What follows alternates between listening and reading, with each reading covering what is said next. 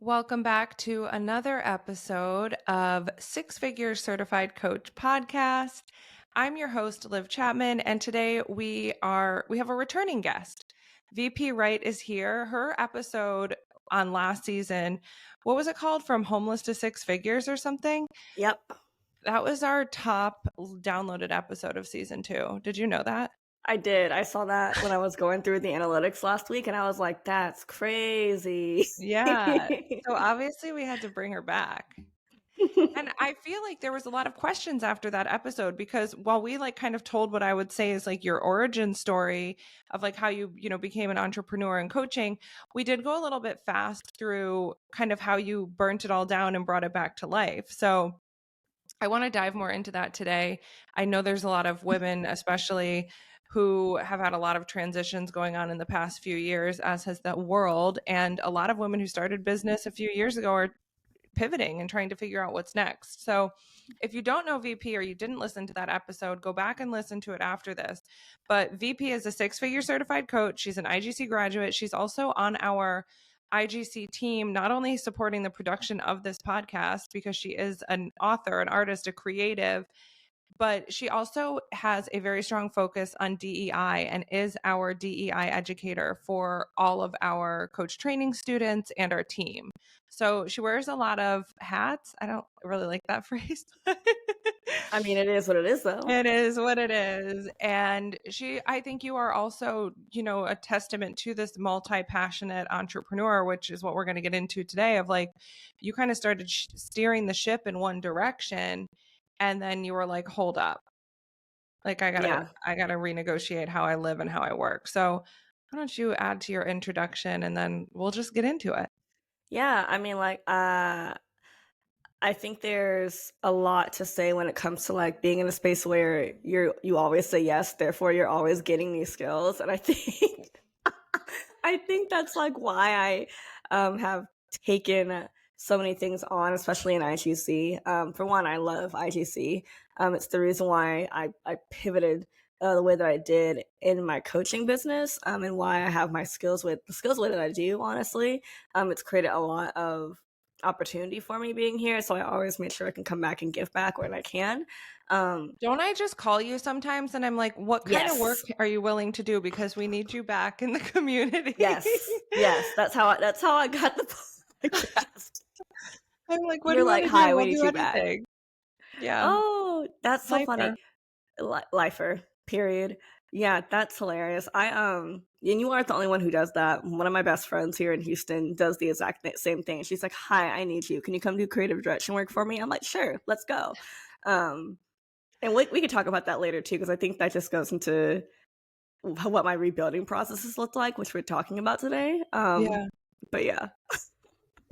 Yeah, you have a lot of things, but I think sometimes I don't think overall in general at IGC we're huge niche down kind of people. No, we're not.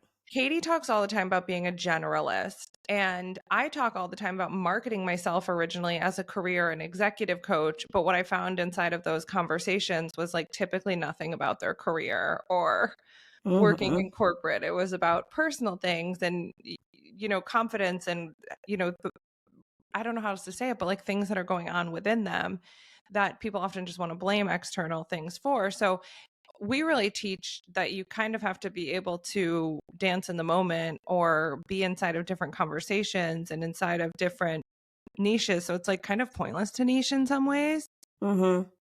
Yeah.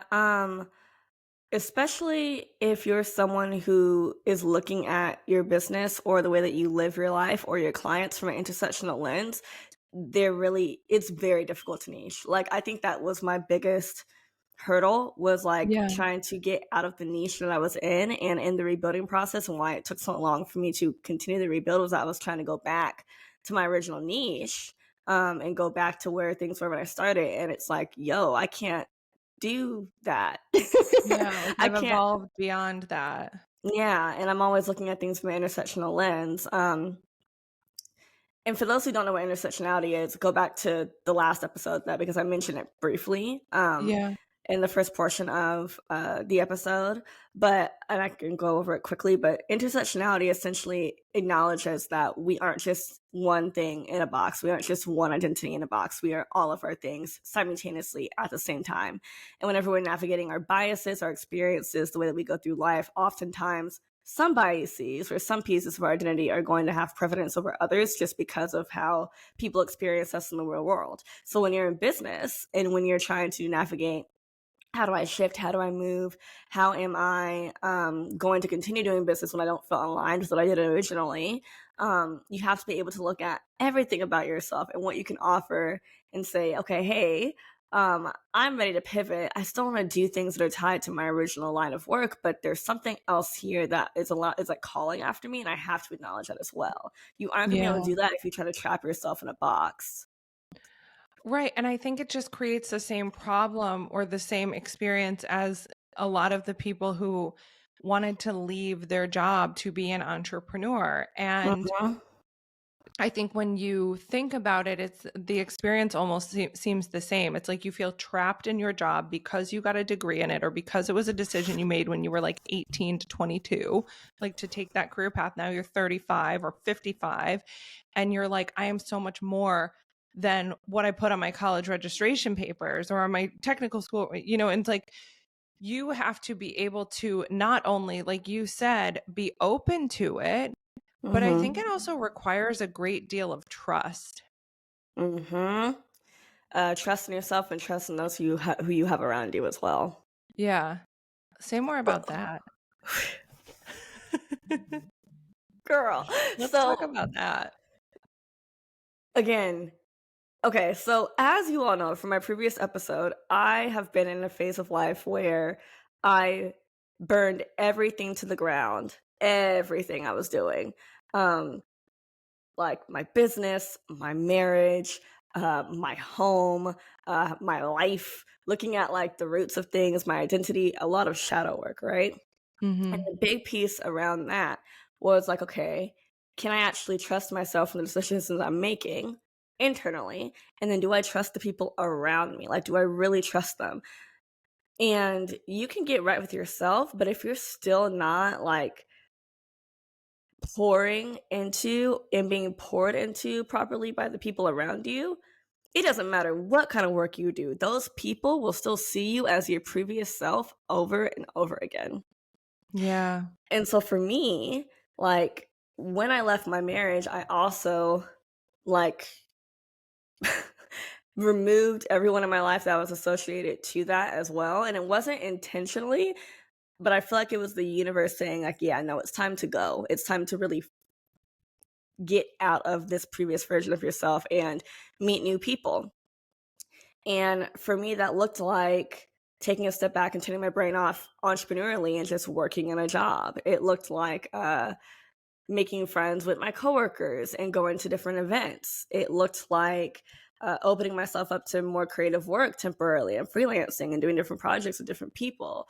It looked like hosting events for different venues here in town, right? Like all of these things are still coach skills because I'm doing self coaching myself while also interacting with other people who were interested in the work that I was doing because they looked me up. Yeah.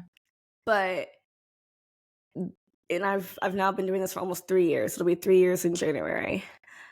The coolest thing about the circle I have now is that no matter their background, everyone accepts me and loves me and challenges me for who I am. And I'm not the smartest person in the room either, and I love that. But I had to burn down the previous version of myself and burn down everyone else I was around. And just kind of cut those relationships off in Yeah. order to make room for all of the love that I feel now. And it feels so good. Like I just got done with a creative project that I did. That was probably the coolest creative project I've done in a long time because a friend of mine like pulled all of this like abundant energy out of me to create this thing for them. And they appreciated it so much and appreciated the energy and effort I put into. And then I was like, whoa, Yeah. wait a second. This could be a business idea. So it's just like, So the entrepreneur brain never goes away. It just yes, evolves, yes. and it comes with this commitment to follow the calling and follow the signs. I Mm-hmm. feel like I'm very much currently resonating with a lot of your story in terms of having to remove myself from different communities that just were not growing at the level that I saw for myself. And I don't even, and maybe your experience is different, but this isn't even a bad thing. Like Mm-mm. I have jokingly said multiple times, I wish I could just be normal and like not be so obsessed with creating and growing and doing something new. And like my biggest fear is being normal or complacent or just like stagnant. Mm-hmm. But sometimes that I'm like, I see other people do it all the time, and it's not a bad thing. And I'm not saying that people who live like normal lives or have normal jobs, there's anything wrong with them. That's just not how I operate. And I have tried to put myself in that quote unquote normalcy, but it never works. Yeah, no, it never works ever. And I think the funny part about that too is that because like we are so used to shifting, I feel like especially for you, like you and I, we shift very similarly. It's like every 2 years there's something different going on, right? Yeah. I remember we had a conversation about this was I think this was in the manifestation episode, so it wasn't a conversation that we had, but we've touched on it before. But a conversation that you and Katie had around like how you don't like staying in the same like portion of things for too long. Hmm. And so you will like intentionally go in and burn it down. There was a book that was referenced to in that conversation as well. I can't remember, but like this is like a couple of episodes back, y'all. I swear, we'll put it in the show notes. I'll find it. Yeah, But people love that one. I actually did not feel like it's so funny. I like did not feel that great recording that one, and I mean that was well received. So go back and yeah, listen. but I think it's because you aren't the only one that feels that way, especially when you're ambitious and you're entrepreneurial and you're creative and you don't like staying in the same spot for more than Yeah, a couple of years or hell even a couple of months. Like we go into self-sabotage mode. And so I think there has to be a balance between like when is it time to like burn things down and when is it time to like sit and be like, okay, like what is making me uncomfortable about this stagnation or this pause or this place of patience that I'm having to go through in this moment, right? Because it yeah, could be either good or bad or whatever it is for us in that moment of time. But we have to recognize, am I self sabotaging because I feel like I'm stuck, or am I self sabotaging because I'm uncomfortable in yeah, this moment? yeah. Yeah. So how do you know? So like season 3, we're trying to build in some like do now, some action, right? Yeah. So you have been through this process now, like in terms of having great, major, fast, crazy success, riding that wave, and then slowly ish burning it to the ground. And now you're in this like, I wish if you're listening, you can't see my hand, but it's kind of like you were at the top, you kind of swooped a little bit. And I don't mean a valley in a negative way, but like, and now you're kind of like rebuilding again and going Mm-hmm. back on that upward trajectory to kind of put things together more consciously. But like, how do you know as an entrepreneur? Because I think sometimes we're just like, oh, I don't like my business, so I shut it down and like go find a job. But like you're gonna run into the same thing at the next job. Yep. I can Yep. like promise people that. And you did too. Like you needed that break. You needed that respite from the constant work of entrepreneurship. But you knew that that was only a temporary part of your story while you consciously rebuilt. So, long question, but what would Great you say to question. someone in that space? Like, how do you know when it's time to actually make a move? Yeah. I feel like there were three big things for me that helped me recognize that it was time to shift. The first thing was burnout. If you feel like your soul is burnt to a crisp, I'm not talking about like, okay, I'm tired. No, you're more than just tired. You're exhausted all the time. You don't feel like eating or supporting yourself. You're not working out. You're not loving on yourself. You're not ever hanging out with your friends. You're not doing the things that bring you joy. For me, that was like playing video games and watching movies with my kids and things like that, right? I wasn't doing any of that. Yeah. I wasn't writing. If you're not giving your soul what it needs holistically, your body, your mind, your spirit, um your emotions, there is a problem. And this could happen whether you're someone who's at a job right now thinking about starting a business, or if you're in your business and you're feeling this as a business owner. I can tell you right now that first step is what so many entrepreneurs are feeling in this moment, because we went all through the pandemic going and going and going and going with no stop. And that was how we did work for 3 years. And then it's like, wow, I've been eternally on the internet doing all the things that I'm doing, and now nothing's working because the world's going into, honestly, a hybrid state of functionality now. And I Mm-hmm. don't know how to sustain that because I haven't been outside for 3 years. I haven't been doing the things that have been giving me life, right? So that Yeah. that first thing would be soul burnout. If your soul is burnt to a crisp, you have a problem. The second thing would be, do I actually feel like promoting what I'm doing? So I got to a point where, and this was one of the reasons why I've been shifting everything over to donate what you can, because I just didn't feel like promoting what I was doing anymore. And it wasn't because I didn't love it. It wasn't because I wasn't invested in it. It wasn't because I didn't want to do it. I did. But like my spirit was like, nah, I don't feel like marketing this. And Mm. I'm a fantastic marketer. Yeah. What the heck? Like, I'm a queen marketer. I know I Yeah. am. Like, I got to a point where I didn't even have to market my programs. It was just, hey, it's open. People would sign up and I'd close it again. I would Yeah. bring people in like behind the scenes via the You were like a DMs. content creator before you were even a coach, right? Exactly. Yeah. Yeah. Yeah. So like before I was even a coach, I was a content creator. So whether it's marketing my podcast or marketing my offers, if you don't want to market what you're doing, there's a problem, because you love what you Mm. do, but you don't want to put it out there. You don't want to talk about what you do. You don't want to talk about yourself. It's you. It's about you. No, that's Yeah. not going to work either. That's the second thing. The third thing is that if you feel unaligned with who you are as a person, and this is why identity work is so important. This is why the shadow work around who you are is so important. Because for me, even though I felt like I was wronged in my situation initially, I had to go in and look at, okay, where did I mess up? Where have I not been following through? Where am I inconsistent? What am I not giving myself? And that goes back to the soul burnout. Where am I really just like missing the mark? Yeah. Because I have a very high standard for myself and I execute very consistently and I communicate very well. So if I'm not doing the things that I hold myself to regularly, there's a problem.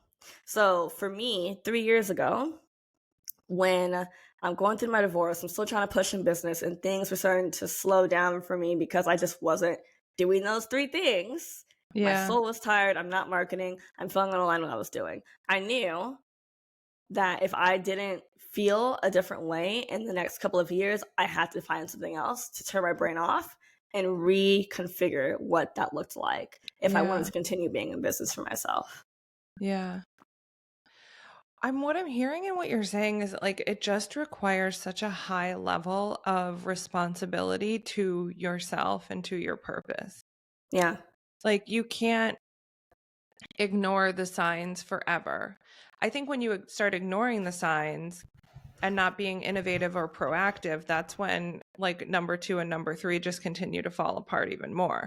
I think Mm-hmm. you can be proactive in business, and like when things start to feel a little bit off, you make a quick change, or when you notice like, okay, it's been a rough week, I haven't taken care of myself, let me get back to the, healthy habits that I had before.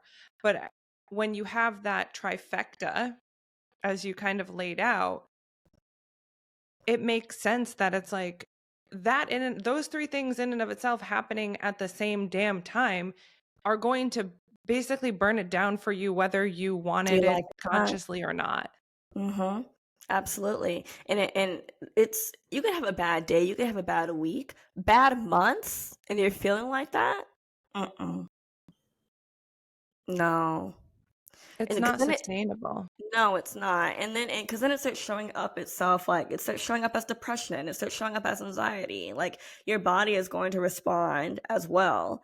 And like it really, it really is important that like we start recognizing the signs and saying, hey, like it's really time to shift, and shift more into like doing what's best for me, Yeah. because the way that this is functioning now is not going to work long term, and it's not going to work long term for not just myself but if my community is expecting me to show up in a specific way, and I've been doing that for so long, and they're waiting on me and they're paying me, oh my Mhm. God. Pressure's on. Yeah. And that's just going to feel even heavier. Yeah. But you've always kind of stayed coaching to a degree, right? Even when you kind of shut things down, you've been coaching one-on-one clients or in your membership, right? Yeah. So what I've been doing consistently since I paused, because I actually paused my one-on-one, we're in 2023 now, so I paused it in 2021. Okay. Um, and it's open now, but I've only been doing referrals for the moment, because I'm reworking my program. But I continue to just do support coaching and group coaching whenever asked. So I've been getting referrals for one-on-ones, referrals for trainings, and then support coaching to friends of mine that I've met in the coaching industry over the last 4 years.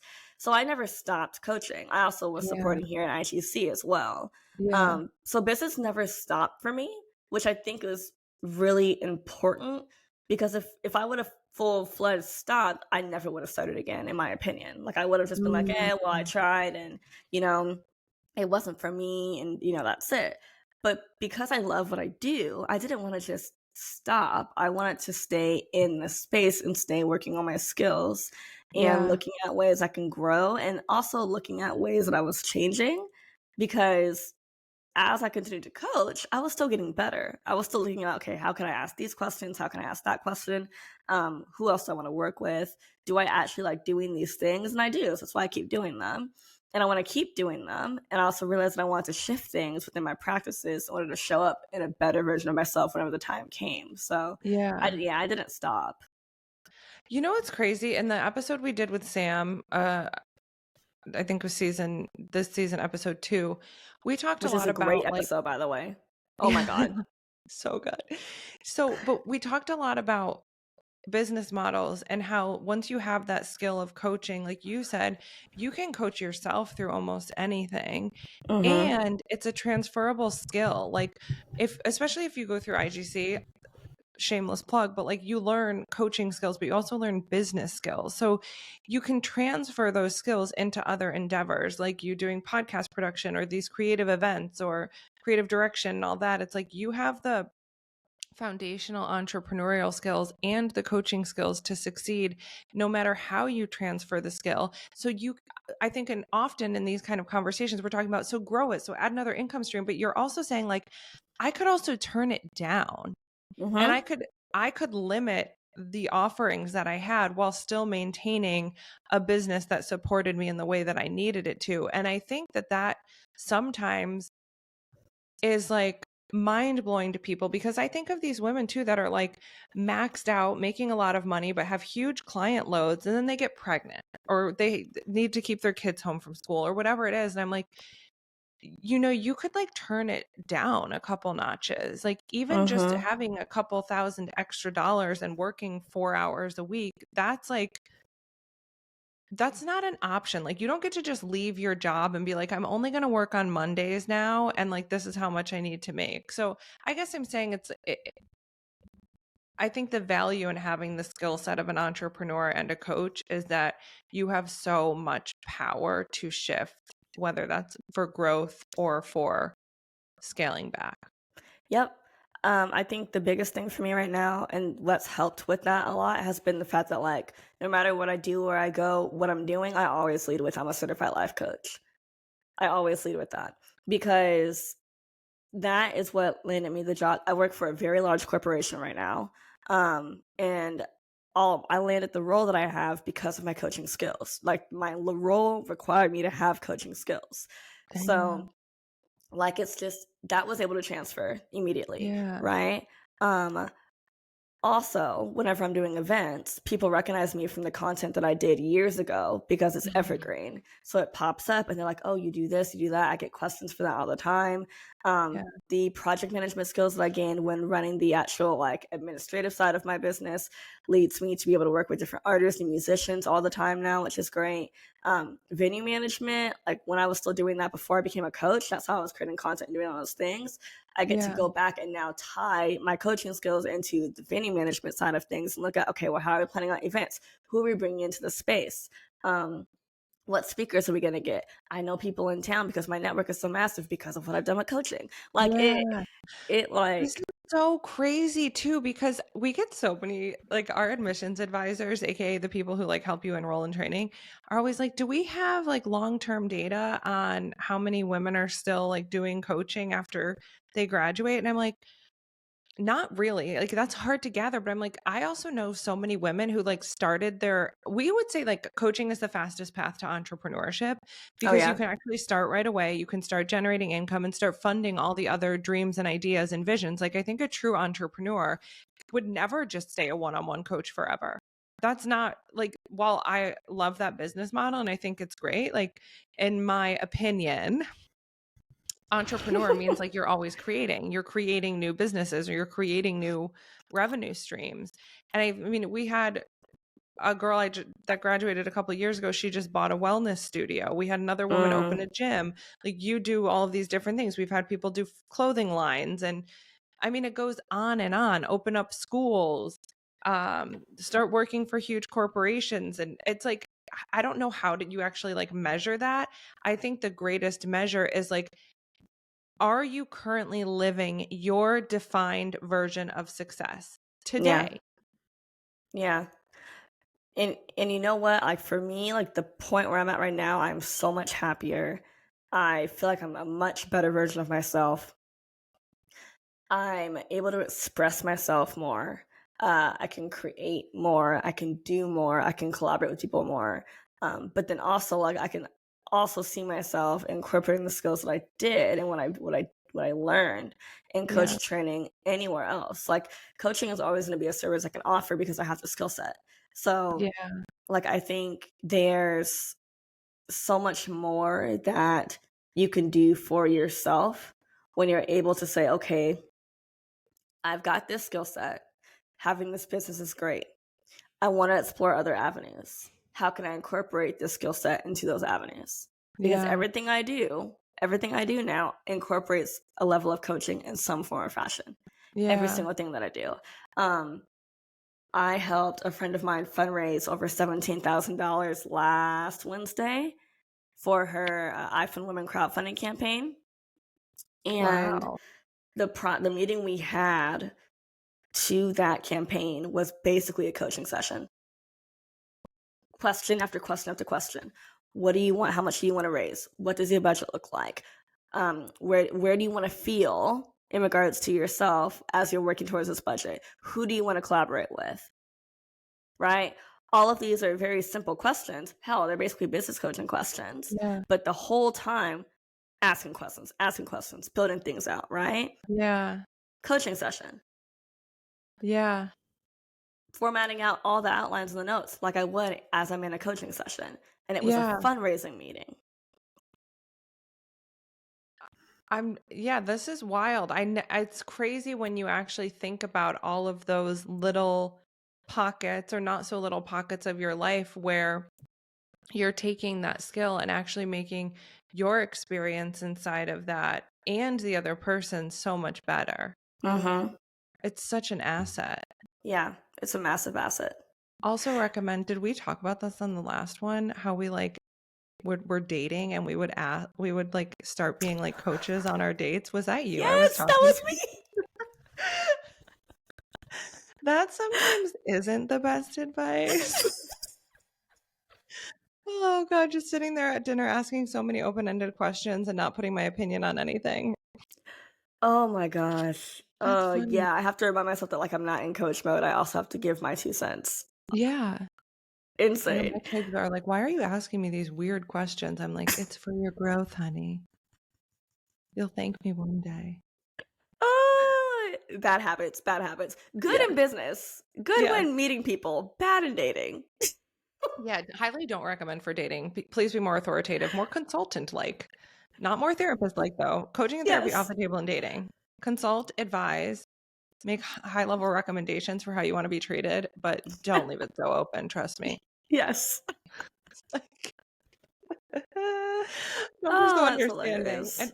I think the worst part about being a coach and dating is that like we know that no matter where someone is at, we have seen people change their lives in the most drastic ways, not even just financially, but like how they show up in the world, what they're doing. Wait, like we have seen people change and like, the people in dating, like, you can't date a project, like you can't date their potential. And Mm-hmm. part of me is like, oh, really? Let me show you. Let me show you what I can do with this person. Don't do it Mm-hmm. in dating. It really doesn't work.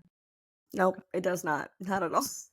People can change, but unless you're sending them an invoice every month, don't do it in Don't dating. do it. Don't do it in dating. Please don't. Oh my God. That's hilarious. That's a whole episode in itself.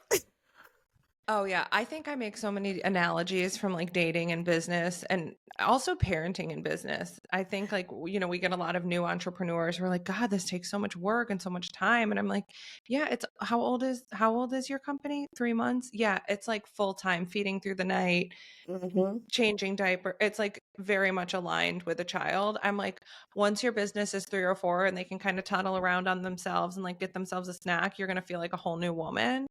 And then by the time they're like, you know what I'm saying? But I'm serious. Like Yeah. the first couple of years in business is like the first couple of years of having a baby. It's so much hands-on work. People don't know you. Like it takes so much more like marketing and effort and just literal hours. Like I don't think Yeah. it was until I was a couple of years into business that I started getting some leads that like weren't generated by me. Meaning like other people I didn't know had heard about my company or just like content had built up over time and Yelp reviews or whatever. I wasn't having to like go invite people to consultations one-on-one all the time. So Yeah. anyway, And I mean, I like I mentioned earlier, like currently I don't do any of that at the moment. Like all of my yeah. one-on-one coaching is referral. All of my support coaching opportunities are referral. Like Yeah. everything Well, I'm you're doing, technically at what? You're 3 or 4 years into business? yeah, 5? and it took Okay. me 2 years just to get to the point where I was in referral base. So I'm 4 years old Yeah. in business, and it took 2 years to build the fact that people were like, yeah, Yeah. I know this coach. So I They're also am great. like thinking for you, giving those 3 things, like there's one caveat, and it's like if you're only like 3 months to 12 months in, like maybe don't burn it all down yet. Yeah. I will say, because your first year is going to feel like hell and that you made the worst decision of your life for a while. Sometimes, yeah. Yeah, it's gonna feel like that for a little bit. And you'll want to burn it all down. Don't. Yeah. In your first like 12 to 24 months, you're building brand recognition, you're building your skills, you're building your systems, you're building your clientele, you're building your testimonials, you're building your recognition, excuse me, or Yeah. what's the word? Uh, Recognition, Yeah, you're right? building your recognition. Maybe. Who knows? Well, Yeah, your you guys recognition. understand, so Yes, but you're building these things, and that first year specifically is so important when it comes to being consistent. It's so yeah. important. And this honestly isn't just around coaching. This is with whatever you do. Whatever you do. I think I see YouTubers all the time who like will post a video every single week for a year, 2 years, and then it'll be one viral video that goes off randomly for maybe 3 months Yeah. ago or whatever it may be that pops them off and the whole channel explodes. It happens all the time. But Yep. they had to post every single week for 12 months in order to get to that point. You know what I mean? Like you have to give yourself the opportunity to be seen by people, especially when we're in a space where you're new on a platform that has millions of users. You don't know anyone yet. You're still building out your content. You're still making sure that you actually know how you want to show up and Yeah. what you want things to look like. Don't burn it all down 3 months in because you haven't made your first 10K yet, Oh God, girl. I know. I think about that. I'm like, what if I had quit after like no's on my first like 5 discovery calls? But Yeah. people do that. And listen, if you're in that place where you're like, I'm about to give up, first of all, this is your sign not to. Hmm. Second of all, I think the micro version of like the whole message of this too is like You do, no matter what you're doing in business, you have to at least love parts of it. Like, Yeah. if you're just posting on Instagram and you hate it and you dread it, for example, like try something else. Maybe don't burn it all down yet until you figured out the other marketing platform or social media platform that you like. But I do think you have to love it. Like, I have shifted what I love doing in business so many times too. Like, I used Mm. to only want to train and coach. I didn't want to market. I didn't want to do any of that. I've always been down for a sales call because I love a win. But You're so silly. But I'm serious. You have to love, like, there is no way. I mean, I don't know any entrepreneur who would sit here and be like, I love every single aspect of my business. Like, yes, give me that billing report. Or, ooh, I can't wait to fix the back end of my website. Or I'm going to open up Canva and edit another reel, like, or whatever. I don't know anyone who literally loves every aspect of it. That So, would be like, me. okay, that's why I'm like, what are you gonna do? Like, can you come back to IGC? Like, I'll literally give you what I need, whatever job you want. What are you interested in this week, I V? Because we literally probably have have been, an opening. this is literally what I've been saying. I'm like, we've been talking about this for 3 months. I'm already on the team. What do you need me to do? Good God. I mean, can you actually write a job description for yourself? I got you, fam. God, that's funny. But like, it's not normal to be like in love with every part of every day of like, just because you quit your job to start your business doesn't mean 100% of your life, 100% of the time is going to be like the pretty little picture you see on Instagram. Like, Yeah. it's not normal to have, like, I'm not saying be miserable and be okay with it, but like, be realistic with yourself. Like, there are going to be aspects that you don't like, and it doesn't mean you have to quit. It may mean that you have to pivot. But if you get to the point where you are VP's top 3 things: burnout, lack of soul alignment, and you actually hate talking about what your services or promoting anything, Mm-hmm. yeah, take a pause, take a beat, like tune back in, do some, personal development, hire your own coach for a little while, and like start renegotiating the vision. I talked about that in the season 3 preview. I lost sight of the vision at Yeah. the end of last year. I had to hire someone because our brains do this funny little thing where they try to convince you that everything is falling apart, that every emotion you have is real and fact, and that you're failing at everything. And we Mm-hmm. sometimes need someone to say, hold up. And like, I talk about this when I was leaving teaching, V, where I like had this journal because I knew I loved teaching, but there were so many aspects of it. And I'm like, do I leave teaching to start the business? I was back and forth for a few months, and I started keeping this journal of like everything I loved about my day, because I would just put this blanket over it, like, this shit's hard, I don't want to do this. But I was like, there are parts of it that I actually like. So that might be a good place to kind of like audit if you're getting to this point of burnout, or any of the 3 signature time for innovation things that V said. It's like, you might want to start actually auditing what you do and don't love about your work. Mm-hmm. Because then when you go to burn it down or take a month off or let's call it a sabbatical, because we're all professionals here, Oh, that's like, cute. She went academic. and you'll actually at least have I actually feel like it might make you feel a little bit better, because there are going to be parts of what you're doing that you love, like, I guess. Yeah. Yeah. I think everyone's going to have something that they like, I hate doing this. You know what I Yeah. mean? And when you're in business and you're doing business by yourself, that's the I hate doing this piece will probably be where you end up outsourcing once you get the resources to do so. But if you Yeah. can't, finding the tools and the willpower to do it until then will also be important. And I think that audit piece that Liv was talking about is so critical, because you have to figure out, okay, what do I love about this? What do I don't? Is there anything I can take away? Can I take anything off my plate? Yes, then you can prioritize that too. Like, I need to be spending more time in this area, and this is the space that I need help with immediately. Yeah, absolutely. Yeah. Oh, that was a gem, Liv. You went in on that. I mean, I just want everyone to know that, like, life is not perfect. Just because you have a business that makes money, and you talked about this on your last episode, does not mean that life is perfect.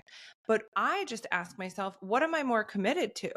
Am I Yeah. more committed to my temporary emotional breakdown that happens approximately every 3 to 5 business days? Or am I more committed to the vision?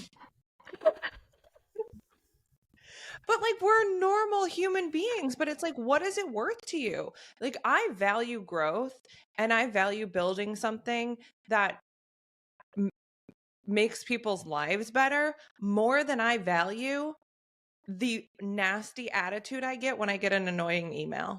Yeah. Yeah, absolutely. I think for me, it's I value collaboration. I value community more than I value like what's the word? Collaborate for me, collaboration, community, and time more than like notability or more Mm. than role status. Yeah. Yeah. Like like I said, I work for a very large corporation. You best believe when the time comes for me to leave, which I'm not going to say when that is.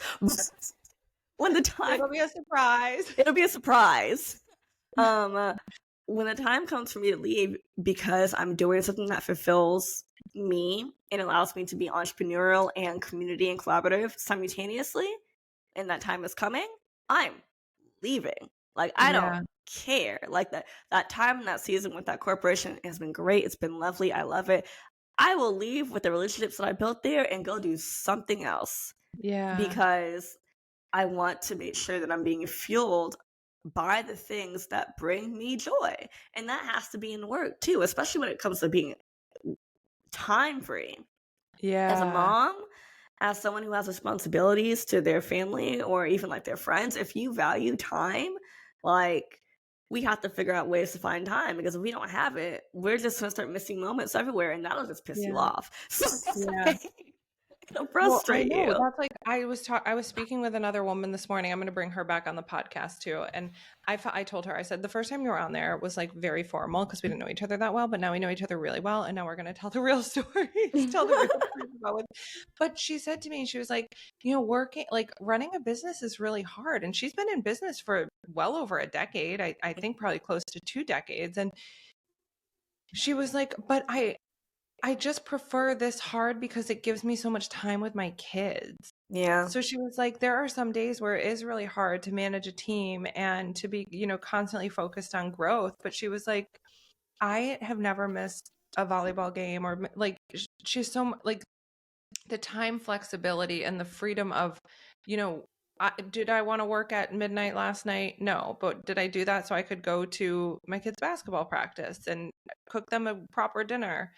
Not go to McDonald's drive-thru. Don't hit me.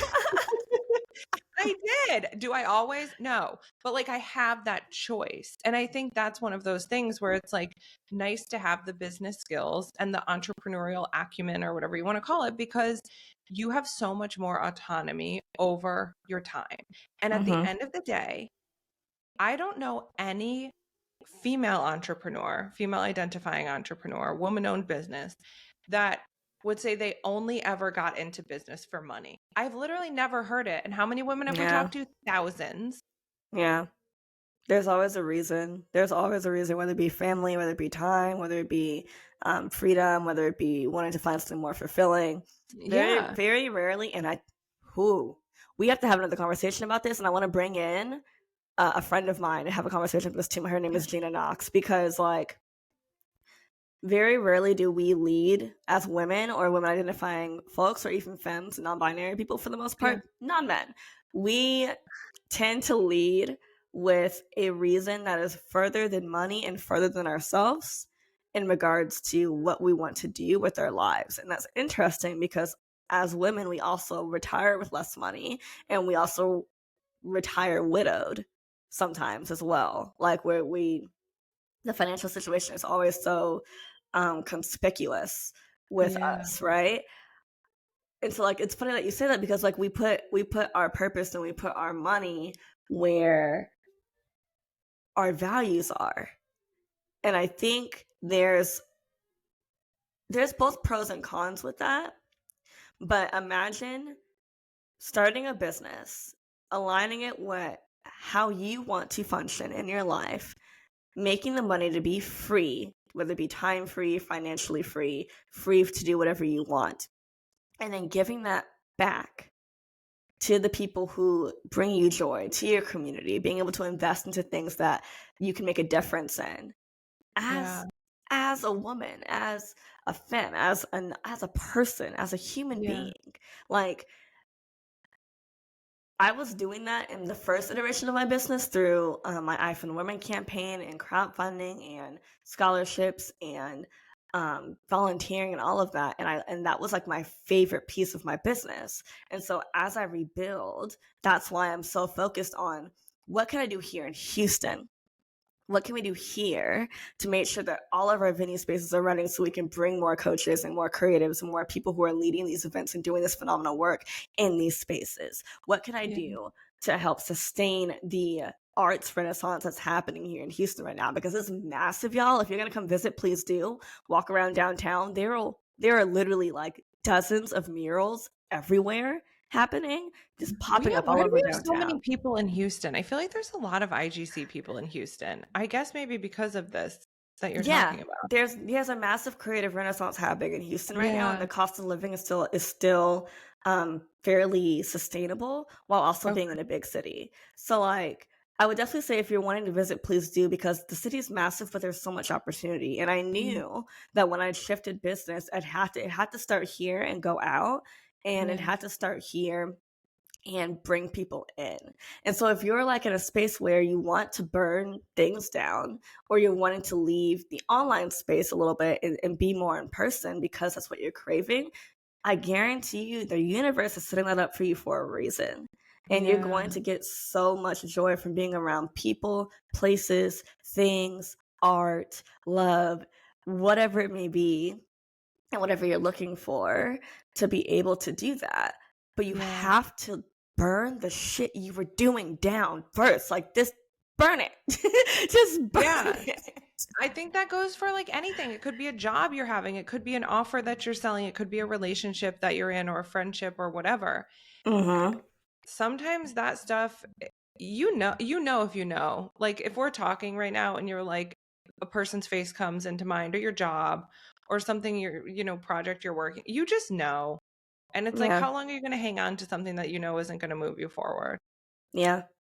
Because at the end of it, it's like, yeah, we're not sitting on our deathbed counting our money as women. I don't think most of us. Most of us are. Um, we are.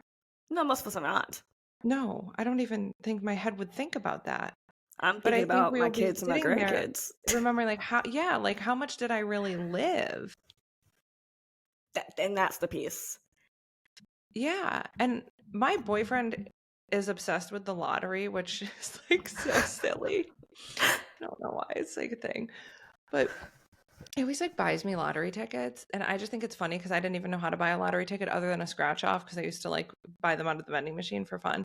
But he's always like, what are you going to do if you win the lottery? And I'm like, literally nothing different than I do now. Like I would not stop doing the work that I'm doing no Mm-hmm. matter how much money I had. And I know people will be like, oh, you don't know until you know. But like, I just cannot imagine because I love what I do so much. Like, I Mm-hmm. don't even know. There's nothing else for me, at least at this phase in my life. Yeah, exactly. I, I mean, what else would you do? No, there isn't really. I don't think, I mean, I might like volunteer more or like, I don't know. I mean, I'm like, I would never quit this. Like, if you're talking about today, I don't know what could change 3, 5, 10 years from now, but that's that audit. That's that actual check in. Like, if I could be doing anything in the world right now, it would be this recording this podcast with you right now. Yeah, same. Same. This brought me back into podcasting. Right. Whatever V wants, we just make the position because she is the greatest asset that we have. How many times have I asked you to get your other credential too? I mean, listen, this is just I think because of this is how you are though. You're very collaborative, you're very creative, and it's people like that are allowed to make organizations like ours better and better. And our students know that, our community knows that, our trainers, our executives, like you just know when you have these people that just bring so much life into something. Mm-hmm. And you're just such an inspiration to all of us. And I know everyone that listens. And I hope that in listening to this episode, it at least allows people to check in with themselves and also see, like, yeah, shit may suck right now, but it could also get better. And you have the power to create. Yeah. and collaborate. And I hope V's story proves that. Yeah. It's okay to burn it all down, y'all, and it'll be better whenever you build it back up. Yeah. It's okay. I know, it's just life. Like, what's the worst that could happen? The only consistent thing in life is change. I know. Cliche of the day, Ugh. but it's true. It is true. I love change, though. That's why I'm not normal. Me too. I am like, I need something to look forward to. I need something exciting. What's next? What's next? What's next? Everyone's like, don't you ever calm down? And I'm like, yeah, No. but like rarely.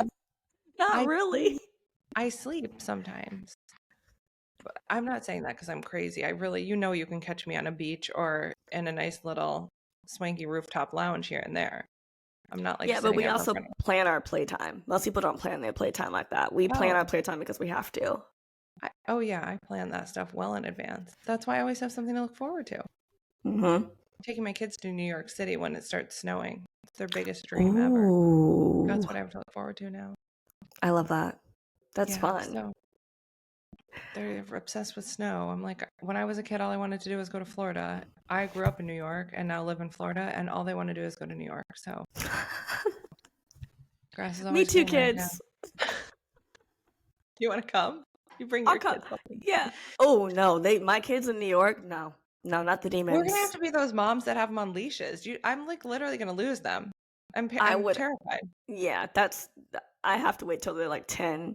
Knox is so grown. He's like studying the subway system. I'm like, what? Where are you going? Like, we're gonna be together. And he's like, well, not if I want to go here. I'm like, this is not, no. The kids in New York are different, so maybe that's why he's like that.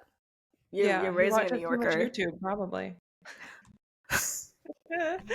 Oh God. Well, thanks for coming back for another episode. Yeah, this was great. I really hope y'all were able to get just some nuggets from this episode.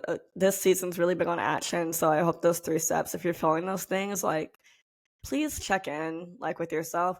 Also, you can go to the ITC website and check in with any of our coaches, including me. Yes.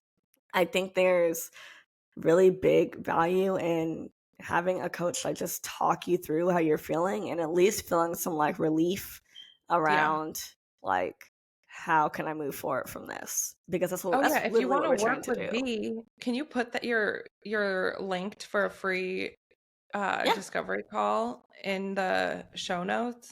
Yeah, of course. Oh yeah, you can work with V. So if you're about to burn things down and you want a little like fire and rescue support staff, that's me. Yeah. If you're like, I'm ready to burn it all down and like really get set my identity and rebuild based off of that, that's me. I got you. Yeah. Oh my God, I'm trained to do that. You're the best too. Our students are obsessed with V, so I'm obsessed with them. Oh God. Well, thank you for being here. I know this episode got a little long, but I hope you all are inspired. And if you're like somewhere between inspired and terrified, book that call and we will see you on the next episode. Bye. Bye.